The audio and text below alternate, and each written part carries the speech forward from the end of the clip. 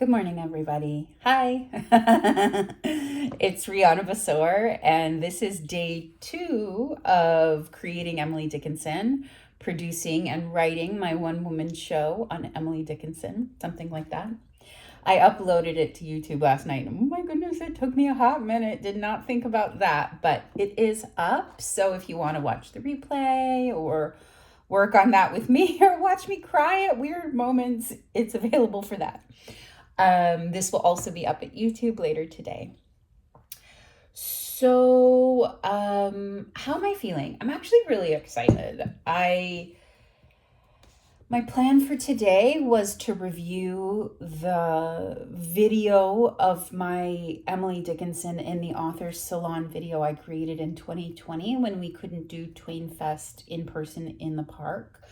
And so I did a version of that I was proud of, but it didn't break the break the mold. There it is. Still have not finished that first cup of coffee, friends.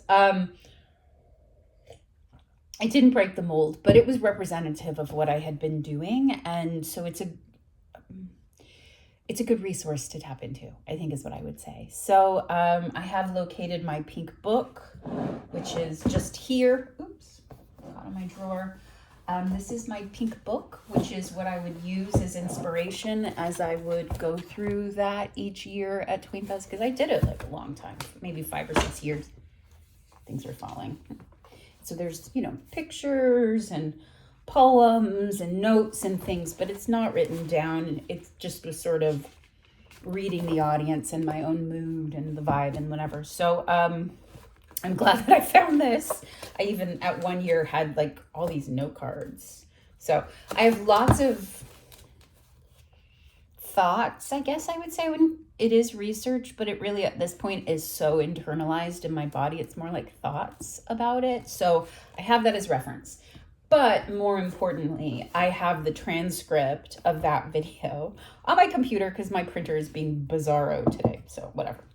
So today's intention is to go through that transcript looking for milestones. Yesterday we talked about how that outline process was so informative and emotional, but it was a story as opposed to a plot. And Steve Alcorn, my incredible fiction writing teacher, said that story is the emotion that is the glue between your plot points. So I don't want to set my plot at this point, but as I often joke, only 4 things happened in Emily's life.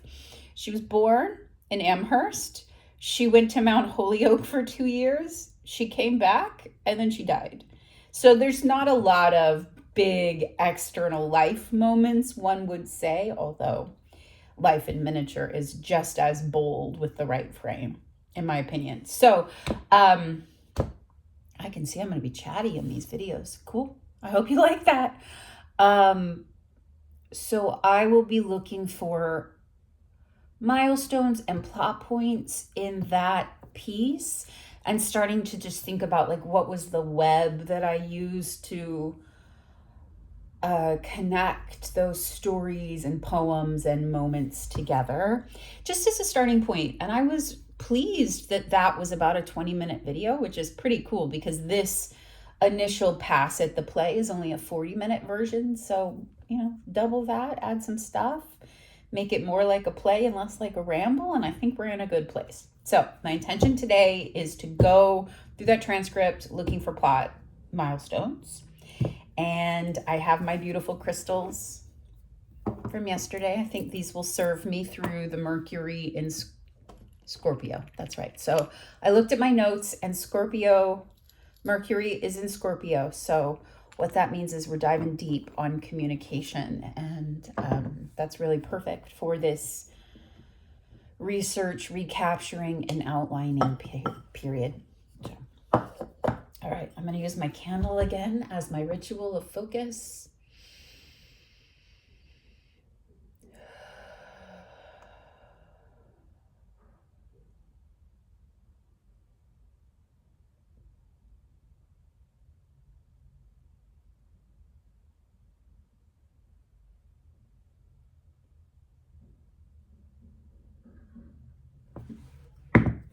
Did I mention I'm excited? I'm excited today.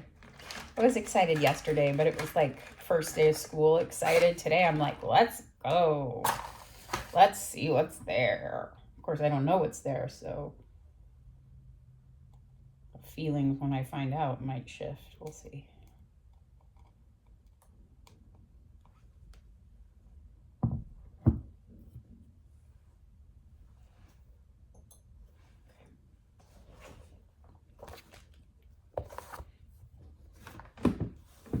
All right, my friends. I will see you still probably in a good Pomodoro section, but I have a pretty finite task today, so I'm not going to use my timer. I'm just going to see how it goes. And I really did like having my headphones with music, so I'm going to plop those back on today. I have such a giant desk, and I also have like so much stuff on it, so it's just like do-si-do with all my nonsense. I swear to God, I cleared this desk off for this project. Oh my God. Such a like little library book, like little bookworm, you know, I just want to live in the stacks. So funny. Okay, here's my transcript, and then I just need to pull up my music.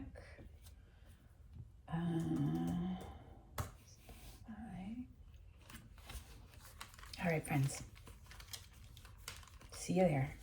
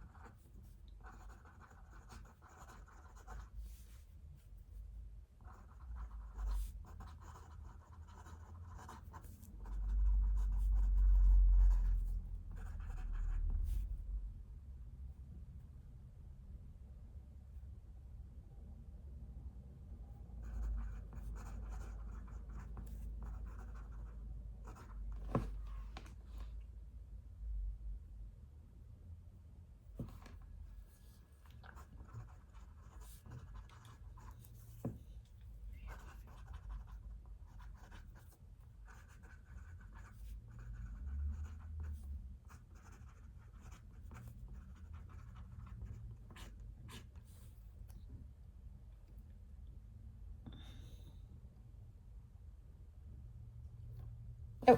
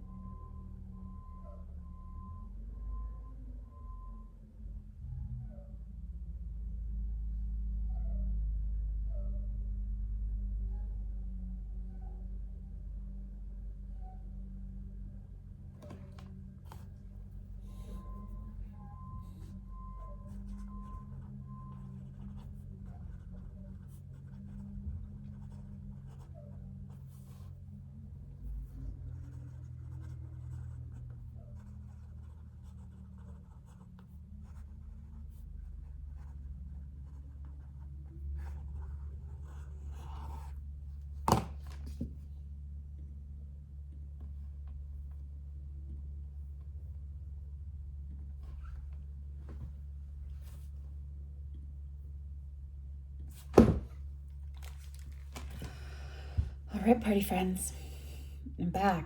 That was very interesting. Goodness. It went great. That piece is melancholy and sentimental. My acting teachers would be horrified. Probably writing teachers too, if I'd really had those. Besides a few short classes. But there's something there. There really is. I used a lot of great material. I mean, so, Emily Dickinson, it's hard to improve on Emily Dickinson.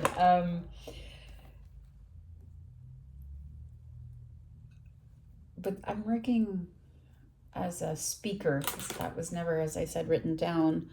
I'm working with a lot of really powerful images and feelings and complicated relationships with the place and the town and the family. So it's rich soil. So many garden metaphors, Emily and her garden. But it's just really rich material and incredible writing as the seeds to grow. So I'm really excited. I feel really good. I didn't realize I had come up with so many great lines on the fly. Go me. It